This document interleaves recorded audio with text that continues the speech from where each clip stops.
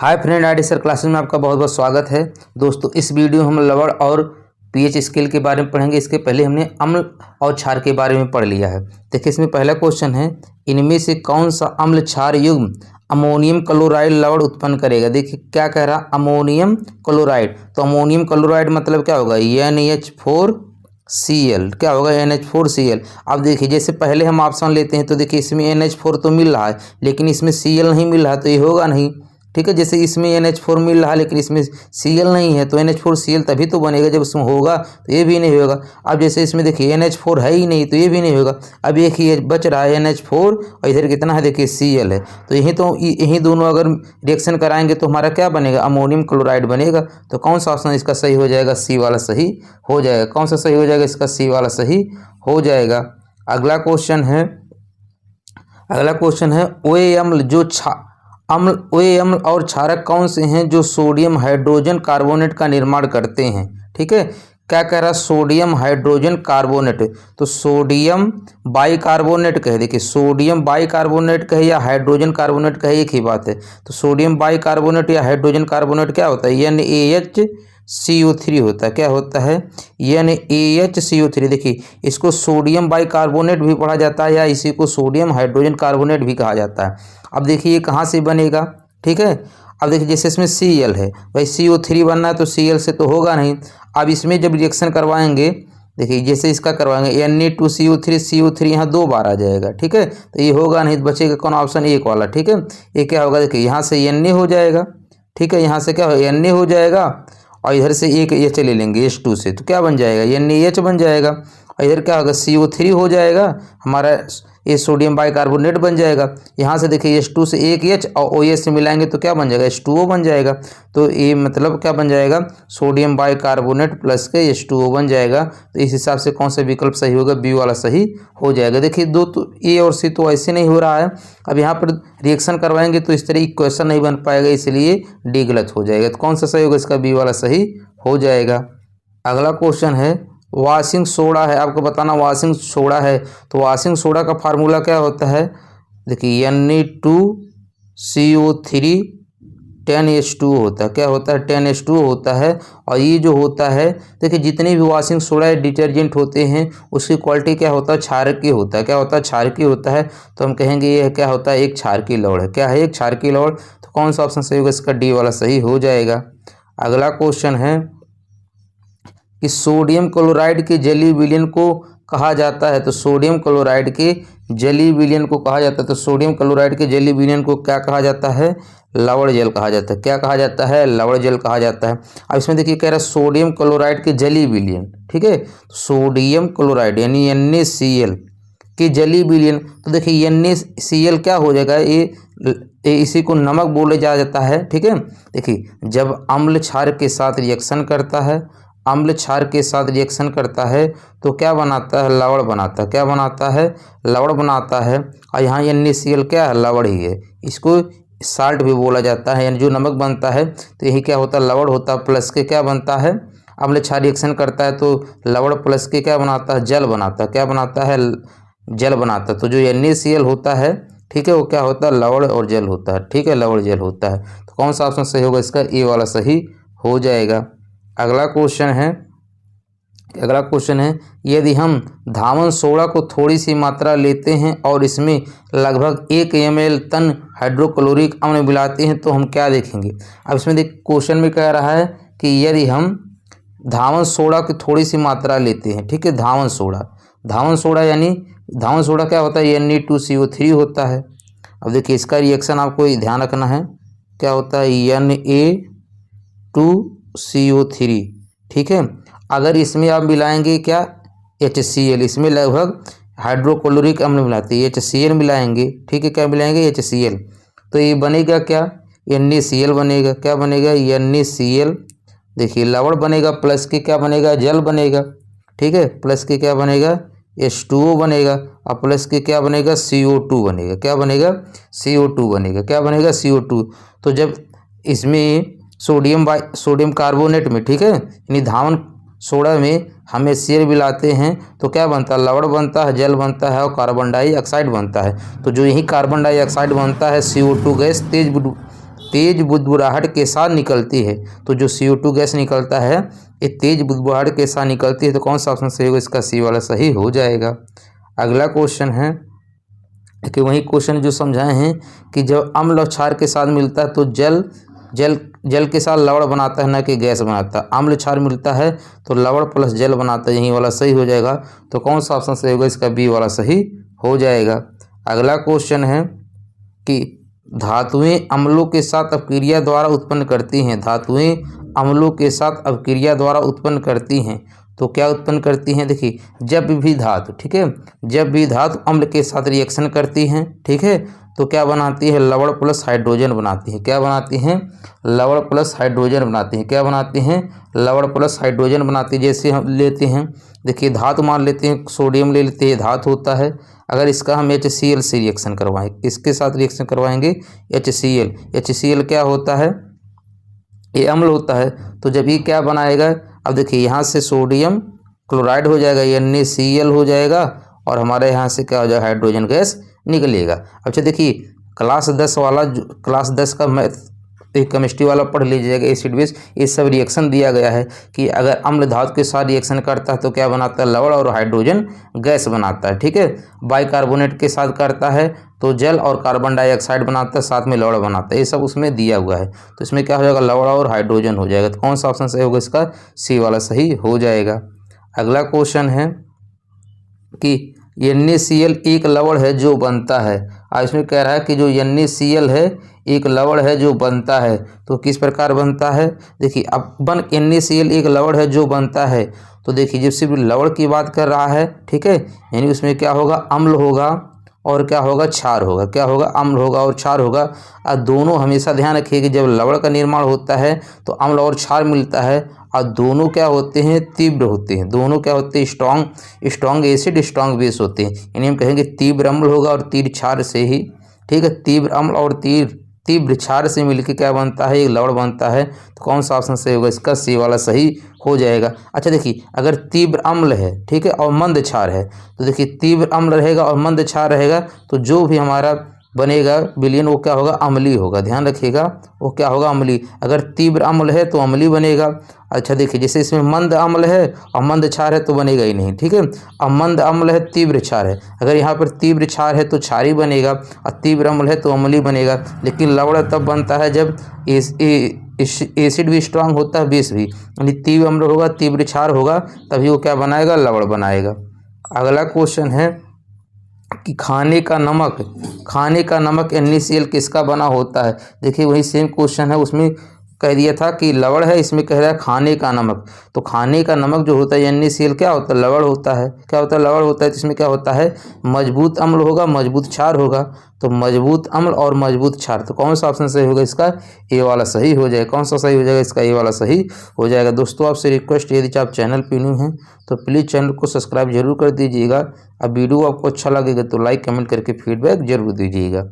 अगला क्वेश्चन है कि खाने वाले सामान्य नमक का रासायनिक नाम क्या है? तो खाने वाले नमक का को क्या बोला जाता है? NaCl बोला जाता है, यानी सोडियम क्लोराइड बोला जाता है। क्या बोला जाता है? Sodium chloride. तो कौन सा ऑप्शन सही होगा? इसका बी वाला सही हो जाएगा। कौन सा सही होगा? इसका बी वाला सही हो जाएगा। अगला क्वेश्चन है NaCl किसका रासायनिक सूत्र है? NaCl आपको बताना किसका रासायनिक सूत्र है। तो ये किसका होता है? नमक का होता है। किसका होता है? नमक का होता है।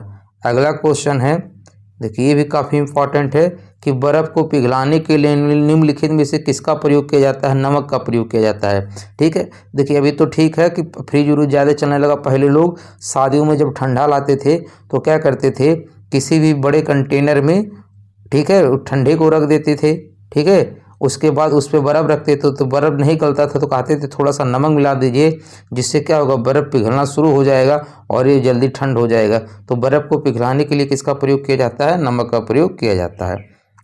अगला क्वेश्चन है, एक अम्ल और क्षार के बीच अपक्रिया के परिणाम स्वरूप क्या उत्पन्न होता है? तो जब अम्ल क्षार के साथ रिएक्शन करता है तो क्या बनाता है? लवण और जल बनाता है। क्या बनाता है? लवण और जल बनाता है। और इस प्रक्रिया को क्या बोला जाता है? उदासीनीकरण अपक्रिया क्या बोला जाता है? क्या बोला जाता है? उदासीनीकरण अपक्रिया बोला जाता है। अगला क्वेश्चन है कि जब एक एसिड धातु ऑक्साइड के साथ अपक्रिया करता है तो उत्पाद के रूप में और प्राप्त होता है जब इसमें देखिए करें जब एक एसिड क्या है एसिड यानी अम्ल हो गया धातु ऑक्साइड के साथ अपक्रिया करता है। किसके साथ अपक्रिया करता है? धातु ऑक्साइड के साथ अपक्रिया करता है तो उत्पाद के रूप में बनाता है। तो उत्पाद के रूप में क्या बनाता है? अच्छा आपको हम रिएक्शन ही करके दिखा दे रहे हैं, ठीक है। कह रहा है जब एक एसिड, तो मान लेते हैं कोई एसिड ले लेते हैं, जैसे मान लेते हैं चलिए HCl ले लेते हैं। क्या लेते हैं? HCl ले लेते हैं, ठीक है। अब प्लस इसमें धातु ऑक्साइड, ठीक है। कह रहा है कि धातु ऑक्साइड के साथ अपक्रिया कराते हैं। तो चलिए हम धातु ऑक्साइड कोई भी ले लेते हैं, मान लेते हैं Na2O ले लेते हैं, ठीक है। क्या ले लेते हैं? Na2O ले लेते हैं, जिसको बोलते हैं सोडियम ऑक्साइड। जब आप अपक्रिया कराएंगे तो क्या बनेगी? इधर से Na होगा, इधर से Cl होगा, तो क्या बनेगा? देखिए अब ये NaCl बन जाएगा, NaCl बन जाएगा। बैलेंस नहीं कर रहे हैं, सीधे सीधे आपको बता रहे हैं। एक तो NaCl बनेगा, इधर क्या बनेगा? देखिए इधर H है, इधर O2 है, ठीक है। इधर सिर्फ O है तो क्या बनेगा? H2O बन जाएगा। क्या बनेगा? H2O बन जाएगा। अगर बैलेंस करना होगा तो यहाँ पे क्या करना पड़ेगा आपको, ठीक है। यहाँ पे 2HCl कर लीजिएगा, आपका बैलेंस हो जाएगा, ठीक है। तो NaCl बन रहा है। NaCl क्या होता है? लवण होता है। H2O क्या होता है? जल होता है। तो क्या बनेगा? लवण और जल बनता है। क्या बनता है? लवण और जल बनता है। अगला क्वेश्चन है कि साधारण नमक के विलयन के निर्माण के लिए सोडियम हाइड्रोक्साइड के साथ अपक्रिया करता है, ठीक है। आपको बताना कि साधारण नमक के विलयन के निर्माण के लिए सोडियम हाइड्रोक्साइड के साथ, तो सोडियम हाइड्रोक्साइड के साथ कौन रिएक्शन करता है? चलिए देखते हैं। कह रहा कि क्या निर्माण करना? साधारण नमक, ठीक है। तो सोडियम हाइड्रोक्साइड का फार्मूला क्या होता है? NaOH होता है। क्या होता है? NaOH होता है। अब हमें निर्माण क्या करना? साधारण नमक। तो हम जानते हैं साधारण नमक क्या बनेगा? NaCl बनेगा। क्या बनेगा? NaCl बनेगा। क्या बनेगा? NaCl बनेगा। तो NaCl जब बनेगा तो हम इसमें क्या रिएक्शन करवाएंगे? इसके साथ HCl के साथ करवाएंगे ना। किसके साथ करवाएंगे? HCl के साथ। तो Na और Cl मिलकर NaCl बनाएगा, और इधर H है और इधर OH है, तो मिलके क्या हो जाएगा? H2O हो जाएंगे। तो हम कहेंगे कि इसके साथ रिएक्शन करता है हाइड्रोक्लोरिक अम्ल के साथ करता है, यानी HCl के साथ रिएक्शन करता है। अगला क्वेश्चन है, देखिए अगला क्वेश्चन है, उस लवण का उदाहरण निम्न में से कौन सा है जिसके जलीय विलयन का pH मान 7 से कम है, ठीक है। जिसके जलीय विलयन का pH मान 7 से कम है। तो देखिए pH मान 7 से कम होगा तब वो क्या होगा? अम्ल होगा, ठीक है। क्या होगा? अम्ल होगा। और 7 होता है तो क्या होता है? उदासीन होता है। और 7 से अधिक होता है तो क्या होता है? क्षार होता है। तो इसमें कह रहा है जलीय विलयन का pH मान 7 से कम है। भाई जब 7 से कम है तो कैसा होगा? अम्लीय होगा। और इसके पहले वाले वीडियो में आप पढ़े होंगे कि जो अमोनियम क्लोराइड होता है उसका जो नेचर होता है वो कैसा होता है? अम्लीय होता है। क्या होता है? अम्लीय होता है। तो इसमें कौन सा ऑप्शन सही हो जाएगा? इसका डी वाला सही हो जाएगा। अमोनियम क्लोराइड का नेचर कैसा होता है? अम्लीय होता है। अगला क्वेश्चन है कि ये तो बहुत आसान क्वेश्चन हो जाएगा। साधारण नमक का रासायनिक सूत्र क्या होता है? NaCl होता है। क्या होता है? NaCl। कौन सा ऑप्शन सही होगा? इसका बी वाला सही हो जाएगा, ठीक है। देखिए इसको क्या बोलते हैं? पोटेशियम हाइड्रोक्साइड बोलते हैं। क्या बोलते हैं? पोटेशियम हाइड्रोक्साइड बोलते हैं। इसको सोडियम हाइड्रोक्साइड बोलते हैं, और इसको क्या बोलते हैं? हाइड्रोजन क्लोराइड बोलते हैं। अगला क्वेश्चन है, देखिए अगला क्वेश्चन है कि लवणों के संबंध में निम्नलिखित में से कौन सा कथन सही है? आपको बताना इसमें से कौन सा कथन सही है। तो देखिए लवण उदासीनीकरण क्रिया द्वारा अम्ल और क्षार के संयोजन से बनते हैं। तो अम्ल और क्षार के साथ मिलके क्या बनते हैं? लवण बनते हैं। इसी प्रक्रिया को क्या बोला जाता है? उदासीनीकरण बोला जाता है। तो कौन सा ऑप्शन सही हो जाएगा? इसका डी वाला सही हो जाएगा। अगला क्वेश्चन है, देखिए अगला क्वेश्चन है, यहाँ से आपका पीएच स्केल वाला शुरू हो जाएगा। यहाँ से जितने भी क्वेश्चन आएंगे पीएच स्केल से आएंगे, यानी पीएच मान से आएंगे। कह रहा इनमें से किसका पीएच का मान शुद्ध जल से कम होता है? तो शुद्ध जल का पीएच मान कितना होता है? 7 होता है। कितना होता है? 7। तो 7 से कम, यहाँ कह रहा है पीएच का मान शुद्ध जल से कम होता है, यानी 7 से कम हो गया। 7 से कम किसका होता है? अम्ल का होता है। किसका होता है? अम्ल का होता है। तो देखिए NaOH ये क्षार होगा, तो 7 से अधिक होगा। अमोनियम हाइड्रोक्साइड है, ये भी OH लगा हुआ है ना, तो क्षार होगा, ठीक है। मिल्क ऑफ मैंगनीज है, इसको पहले वीडियो में पढ़े होंगे। MgOH2 होता है, मिल्क ऑफ मैंगनीज है, ये भी क्या होता है? क्षार होता है। तो ये अब देखिए तीनों जब क्षार हैं तो इसका pH मान क्या होगा? 7 से अधिक होगा ना। और शुद्ध जल का pH मान 7 होता है, 7 से कम एक ही बचा जठर रस। तो कौन सा ऑप्शन सही हो जाएगा? इसका ए वाला सही हो जाएगा। कौन सा हो जाएगा? इसका ए वाला सही हो जाएगा। यहाँ बस आपको दिमाग लगाना था, ठीक है। यहाँ पे क्या लगाना था?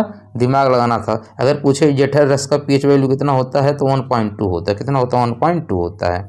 अगला क्वेश्चन है, देखिए यही क्वेश्चन आ भी गया, मिल्क ऑफ मैग्नीशिया का पीएच मान कितना होता है? तो अभी क्या होता है, मिल्क ऑफ मैग्नीशिया क्षारीय नेचर का होता है, तो 7 से अधिक होगा। तो देखिए 7 से अधिक 2 ऑप्शन तो ऐसे कट जाएंगे, ठीक है, 2 ऑप्शन तो ऐसे कट जाएंगे।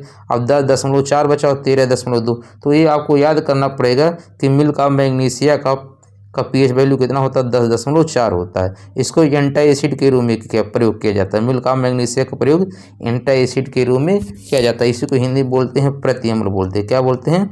प्रतिअम्ल के रूप में इसका प्रयोग किया जाता है। अगला क्वेश्चन है, देखिए अगला क्वेश्चन है कि परबल क्षार और दुर्बल अम्ल के मिश्रण वाले लवण का पीएच मान कितना होगा? अच्छा देखिए इसमें कह रहा परबल क्षार है और दुर्बल अम्ल है, तो जो भी विलयन बनेगा वो क्या होगा? परबल क्षारी नेचर का होगा। भाई परबल क्षार है तो कैसा बनेगा? क्षारी होगा। क्या होगा? क्षारी होगा। लवण का पीएच मान कितना होगा? तो जो लवण बनेगा वो किस नेचर का होगा? क्षारिक होगा। और क्षारी का क्या होता है? पीएच मान 7 से अधिक होता है। क्या होता है? 7 से अधिक होता है। तो कौन सा ऑप्शन सही होगा इसका? ए वाला सही हो जाएगा। कौन सा हो जाएगा इसका? ए वाला सही हो जाएगा। अगला क्वेश्चन है कि इनमें से किस विलयन का पीएच मान सबसे कम है? देखिए इनमें से किस विलयन का पीएच मान सबसे कम होता है? तो इसमें से सबसे कम किसका होता है? टमाटर के रस का, ठीक है। टमाटर के रस का पीएच मान क्या होता है? सबसे कम होता है। अच्छा देखिए इसमें क्या लार भोजन से पहले, ठीक है, भोजन से पहले जो लार होता है, ठीक है, भोजन से पहले जो हमारे मुंह में लार बनता है वो क्षारीय नेचर का होता है। ध्यान रखना वो क्षारीय नेचर का होता है। और इसका पीएच वैल्यू क्या होता है? 7.4 होता है। कितना होता है? 7.4 होता है। अब भोजन के बाद यानी खाने के बाद जो लार का पीएच वैल्यू होता है ये 5.8 होता है। कितना होता है? 5.8 होता है। और इसके बाद कॉफ़ी का, ठीक है, कॉफ़ी का पीएच वैल्यू 4.5 से लेकर 6 तक होता है, ठीक है। और उसके बाद टमाटर का रस कितना होता है? 4.4 होता है। कितना होता है?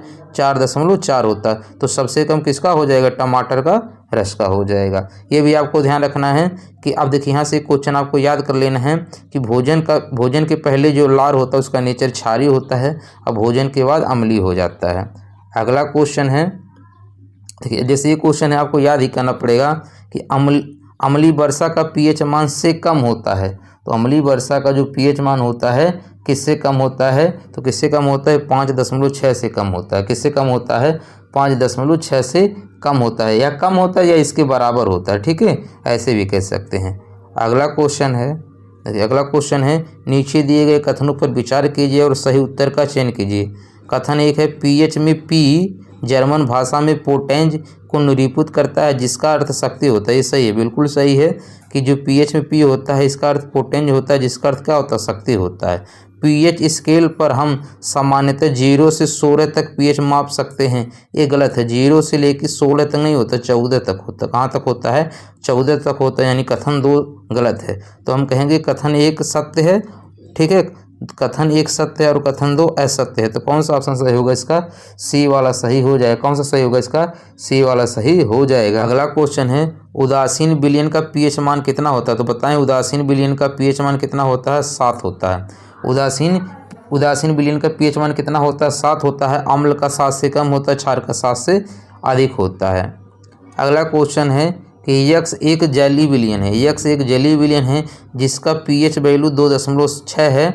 2.6 यह दर्शाता है कि विलयन, अच्छा देखिए 2.6 है तो पहली बात ये अम्लीय होगा, तो क्षारीय प्रकृति हटा दीजिए, उदासीन भी हटा दीजिएगा, तो एक ही बच रहा है प्रबल अम्लीय प्रकृति। अच्छा देखिए 0 से लेके 7 तक होता है, 0 से लेके 7 तक, और यहाँ कितना होगा? 6 तक। 7 भाई उदासीन हो जाएगा, जैसे 0 है, 1 है, 2 है, 3 है। तो अगर इसमें पूछा जाए 0 1 2 3 4 5 6 में कि सबसे ज़्यादा अम्लीय कौन होगा, तो 0 वाला जो होगा वो सबसे ज़्यादा अम्लीय होगा। अगर किसी का पीएच वैल्यू 0 हो तो सबसे ज़्यादा अम्लीय होगा। फिर ठीक है, जैसे जैसे इधर जाएंगे आप वो कम होता जाएगा। जैसे 1 आएगा, 0 से 1 बढ़ेंगे की तरफ बढ़ेंगे वो कम अम्लीय होगा। फिर जैसे 6 तक आएंगे और अम्लीय कम हो जाएगा। और फिर जैसे 7 के बाद बढ़ेंगे इधर क्षारीय में वृद्धि होती है। अगर जिसका पीएच वैल्यू 14 रहेगा वो सबसे ज़्यादा क्षारीय रहेगा, और जिसका जैसे 8 है वो कम क्षारीय रहेगा। ये आपको ध्यान रखना है। अगला क्वेश्चन है कि जब पीएच मान 7 से 14 की ओर बढ़ता है तो यह दर्शाता है कि अब देखिए इसमें कह रहा है कि ये दर्शाता है कि OH आयन की सांद्रता में वृद्धि होती है, OH आयन की सांद्रता में वृद्धि होती है। अब जब 7 से 14 की ओर बढ़ते हैं तो OH आयन की सांद्रता में क्या होती है, वृद्धि होती है। क्या होती है, वृद्धि होती है। तो कौन सा सही हो जाएगा, इसका बी वाला सही हो जाएगा। अगला क्वेश्चन है, देखिए अगला क्वेश्चन है कि अत्यधिक अम्लीय मिश्रण का पीएच मान होता है। तो अत्यधिक अम्लीय होगा तो इसका पीएच मान हम कहेंगे कितना हो सकता है, 0 होगा। क्या होगा, 0 होगा। कितना हो जाएगा, 0 हो जाएगा। देखिए 0 से शुरू होता है तो जो सबसे ज़्यादा अम्लीय होगा उसका पीएच वैल्यू कितना होगा, 0 होगा। अगला क्वेश्चन है, देखिए अगला क्वेश्चन है नींबू के रस का पीएच मान कितना होता है। तो कितना होता है, 2.2 होता है। कहीं कहीं किताब में आपको 2.4 भी लिखा मिलेगा, ठीक है। तो 2.2 या 2.4 दोनों सही है। तो कौन सा इसका सही हो जाएगा, बी वाला सही हो जाएगा। कौन सा सही हो जाएगा, बी वाला सही हो जाएगा। अगला क्वेश्चन है, अगला क्वेश्चन दिया है कि 3 बिलियन XYZ का पीएच मान 2, 11, 7 है। उन्हें हाइड्रोजन आयन सांद्रता के अवरोही मतलब क्या होता है, घटते क्रम, ठीक है। क्या होता है, घटते क्रम में व्यवस्थित कीजिए। यानी घटते क्रम में मतलब यानी सबसे पहले आपको बताना है कि सबसे ज़्यादा हाइड्रोजन आयन सांद्रता किस में होगा। तो जो सबसे अम्लीय होगा उसी में तो सबसे ज़्यादा हाइड्रोजन आयन सांद्रता होगा। तो अब इसमें देखिए सबसे ज़्यादा अम्लीय किस में होगा, जिसका 2 होगा, ठीक है। जिसका पीएच वैल्यू सबसे कम 2 होगा, ठीक है। तो 2 किसका है, X का। यानी पहले क्या आएगा, X आएगा। उसके बाद इधर जब बढ़ते हैं हाइड्रोजन सांद्रता में क्या होती है, घटती है, ठीक है। तो उसके बाद फिर क्या होगा, 7 वाले को होगा। 7 किसका है, 7 है आपका Z का। तो फिर क्या होगा, Z होगा। अब एक ही बचा है Y, तो XZY किस ऑप्शन में है, बी में। किस में है, बी में। तो कौन सा ऑप्शन सही होगा, इसका बी वाला सही हो जाएगा। अगला क्वेश्चन है निम्न में से कौन सा एक उपयोग सामान्यतः सटीक पीएच के मापने के लिए एक संकेतक के रूप में किया जाता है। तो किसका किया जाता है, यूनिवर्सल इंडिकेटर का। किसका किया जाता है, यूनिवर्सल इंडिकेटर का प्रयोग किया जाता है। किसका किया जाता है, यूनिवर्सल इंडिकेटर का किया जाता है। अगला क्वेश्चन है, देखिए अगला क्वेश्चन है निम्न में से कौन सा घोल इन सभी में सबसे अम्लीय है। तो सबसे अम्लीय कौन सा होगा, अभी बताए हैं, जिसका पीएच वैल्यू 0 होगा। तो कौन सा ऑप्शन सही होगा, इसका ये वाला सही हो जाएगा। कौन सा हो जाएगा, इसका ये वाला सही हो जाएगा। अगला क्वेश्चन है, देखिए अगला है कि निष्क्रिय विलयन का पीएच मान कितना होता है। निष्क्रिय मतलब उदासीन का पीएच वैल्यू कितना होता है, 7 होता है। कितना होता है, 7 होता है। तो कौन सा ऑप्शन सही होगा, इसका ये वाला सही हो जाएगा।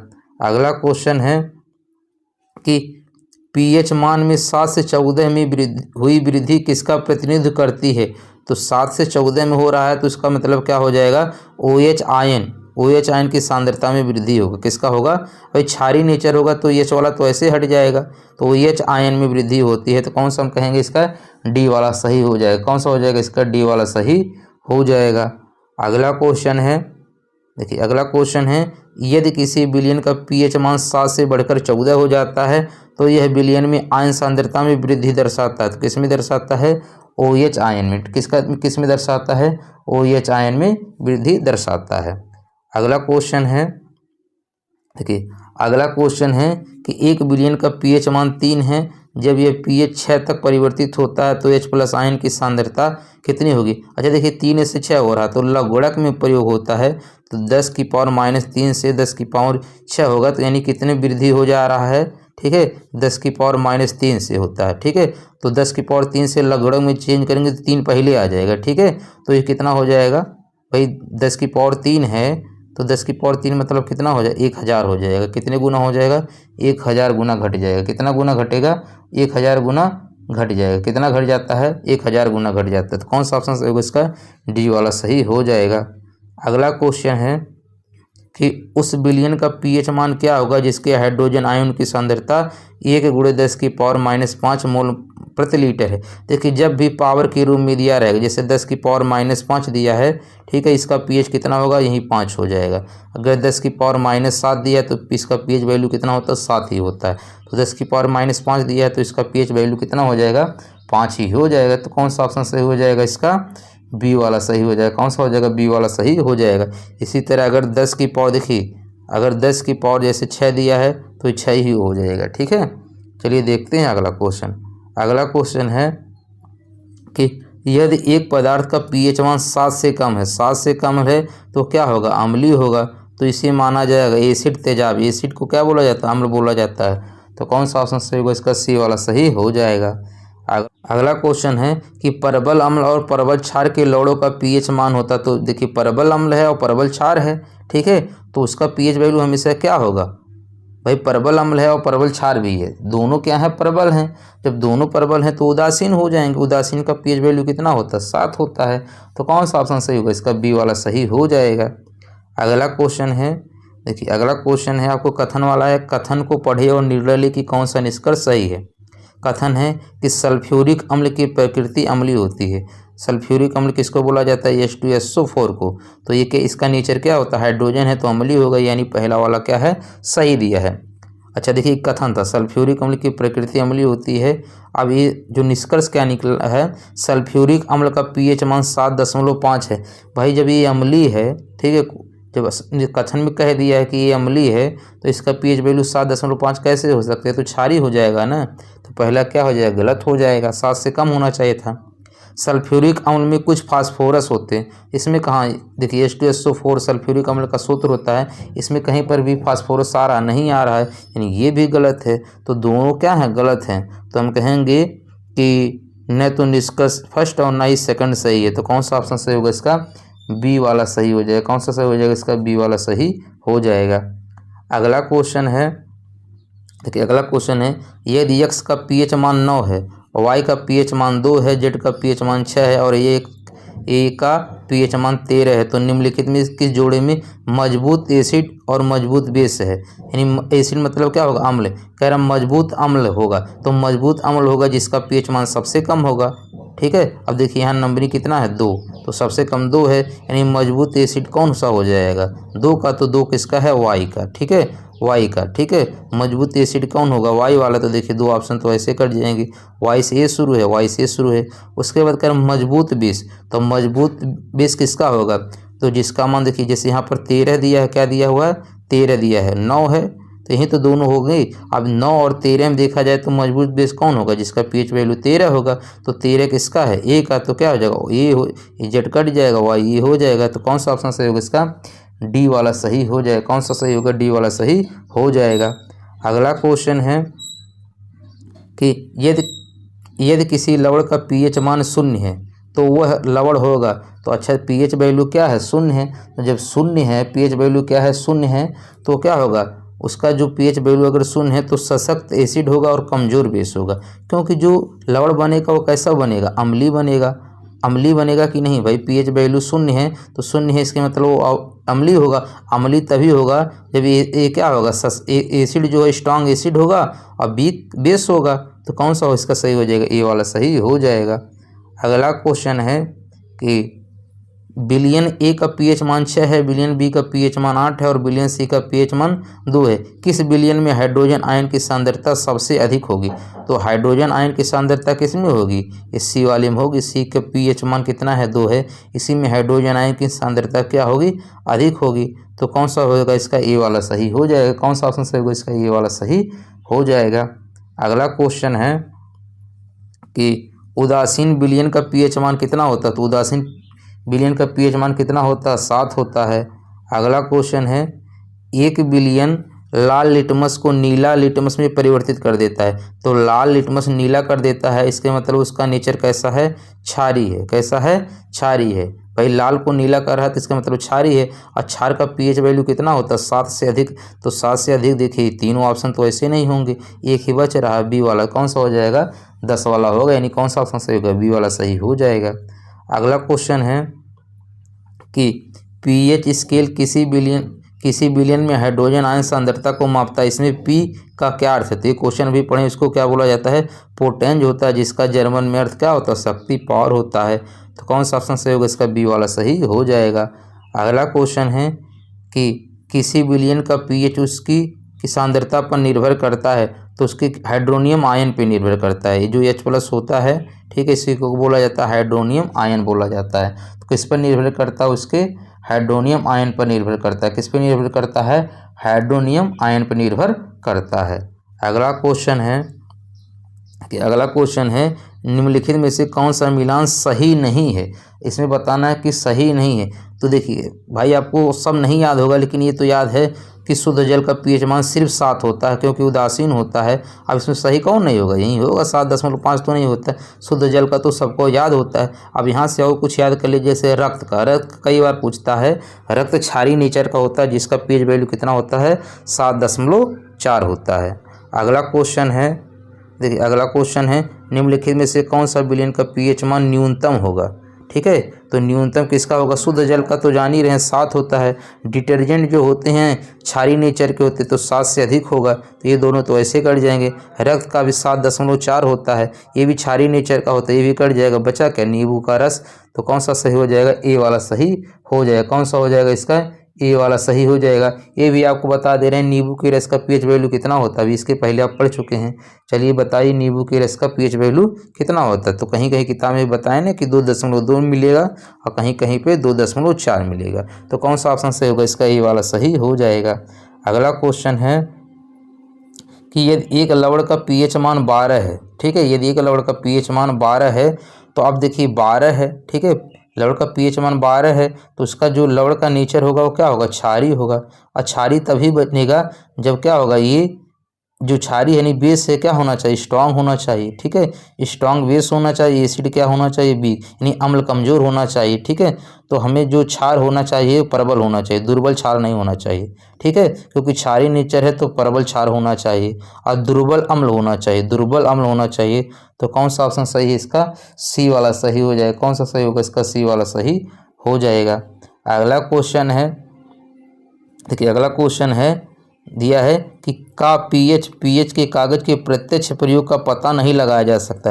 देखिए आप पीएच के कागज पे जब डालेंगे उसका जली विलयन डाला जाता है तभी पता चलता है। देखिए पानी जली होता है, स्याही भी जली होता है, जूस भी जली होता है, लेकिन अगर ठोस बाइकार्बोनेट डालेंगे, अगर पहले वीडियो देखेंगे तो इसमें उसमें भी इस क्वेश्चन आया था इसी प्रकार का, लेकिन लैंग्वेज घुमाया था। तो ठोस सोडियम बाइकार्बोनेट डालेंगे तो ये वाला कभी भी कोई रिएक्शन नहीं करेगा, तो नहीं पता चल पाएगा एसिड है कि बेस है। ठीक है, तो कौन सा ऑप्शन सही होगा, इसका डी वाला सही हो जाएगा।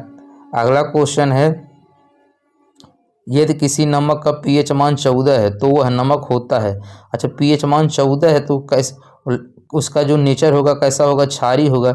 और क्षारीय के लिए बताएं हैं बेस क्या होना चाहिए, स्ट्रांग होना चाहिए, कमज़ोर बेस नहीं होना चाहिए, कमज़ोर बेस नहीं होना चाहिए, सशक्त बेस होना चाहिए। बेस कैसा होना चाहिए, सशक्त हो जाना चाहिए और सशक्त एक कमज़ोर एसिड होना चाहिए। ठीक है, तो कौन सा हो जाएगा, इसका बी वाला सही हो जाएगा। कौन सा होगा इसका सही, बी वाला सही हो जाएगा। अगला क्वेश्चन है, देखिए अगला क्वेश्चन है कि क्षारीय विलयन का पीएच मान कितना होता है। तो क्षारीय विलयन का पीएच मान 7 से अधिक होता है। कितना होता है, 7 से अधिक होता है। अगला क्वेश्चन है, देखिए अगला क्वेश्चन है कि सार्वभौमिक सूचकों में 4 से 5 का पीएच मान क्या इंगित करता है। अब देखिए भाई 0 है तो स्ट्रॉन्ग एसिड होगा, अब 4 से 5 जा रहे हैं तो क्या होगा, वीक एसिड होगा, क्षार तो होगा नहीं, पहली बार क्षार तो नहीं होगा। अब प्रबल अम्ल होगा कि दुर्बल अम्ल, तो कितना होगा, दुर्बल अम्ल होगा। तो कौन सा ऑप्शन सही होगा, इसका ए वाला सही हो जाएगा। कौन सा होगा, इसका ए वाला सही हो जाएगा। अगला क्वेश्चन है कि निम्न में से कौन सा विकल्प उस लवण का उदाहरण है जिसके जलीय विलयन का पीएच मान 7 से कम होता है। तो जब 7 से कम होगा तो क्या होगा, अम्लीय होगा। तभी पढ़ें कि अमोनियम जो क्लोराइड होता है NH4Cl ये क्या होता है, अम्लीय नेचर का होता है। इसको आपको ध्यान रखना है, कैसा होता है, ये अमोनियम क्लोराइड अम्लीय नेचर का होता है, जिसका पीएच वैल्यू क्या होता है, 7 से कम होता है। क्या होता है, 7 से कम होता है। अगला क्वेश्चन है कि देखिए अगला क्वेश्चन है यदि कोई विलयन नीले रंग के लिटमस को पेपर को लाल रंग में बदल देता है, तो नीले को लाल में बदल देगा तो इसके मतलब वो कैसा हो गया, अम्लीय हो गया। कैसा हो गया, अम्ल हो गया। ठीक है, इसका पीएच वैल्यू तो क्या होगा, 7 नहीं होगा, 7 से अधिक नहीं होगा, 14 भी नहीं होगा, 7 से कम ही होगा। तो कौन सा ऑप्शन सही होगा, इसका डी वाला सही हो जाएगा। कौन सा होगा, इसका डी वाला सही हो जाएगा। अगला क्वेश्चन है, देखिए निम्नलिखित में से किस विलयन का हाइड्रोजन आयन सांद्रण सर्वाधिक है। तो सर्वाधिक हाइड्रोजन आयन सांद्रण किसका होगा, पीएच 4 का। किसका होगा, pH 4 का होगा। ठीक है, तो जैसे जैसे आप इधर 7 तक बढ़ते हैं हाइड्रोजन आयन सांद्रता में क्या होती है, वृद्धि होती है, और 7 के बाद जैसे बढ़ेंगे तो OH आयन की सांद्रता में वृद्धि होती है। ठीक है, OH में बढ़ता है तो हाइड्रोजन की सांद्रता में कमी आती है। तो सबसे ज़्यादा हाइड्रोजन सांद्रता किस में होगी, जब इधर की तरफ आप बढ़ेंगे। तो सबसे कम कौन है, 4 है। अगला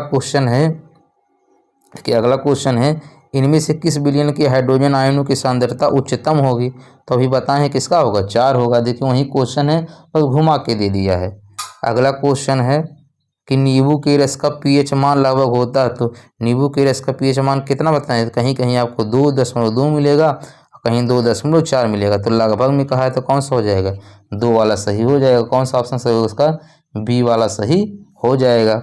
अगला क्वेश्चन है और ये लास्ट क्वेश्चन है, देखिए इसका है कि किसी विलयन में हाइड्रोजन आयन सांद्रता मापने का पैमाना क्या है। तो क्या पैमाना हाइड्रोजन आयन सांद्रता नापने का, pH पैमाना। तो कौन सा ऑप्शन सही होगा इसका, सी वाला सही हो जाएगा। मिलते हैं नेक्स्ट वीडियो में, तब तक के लिए धन्यवाद।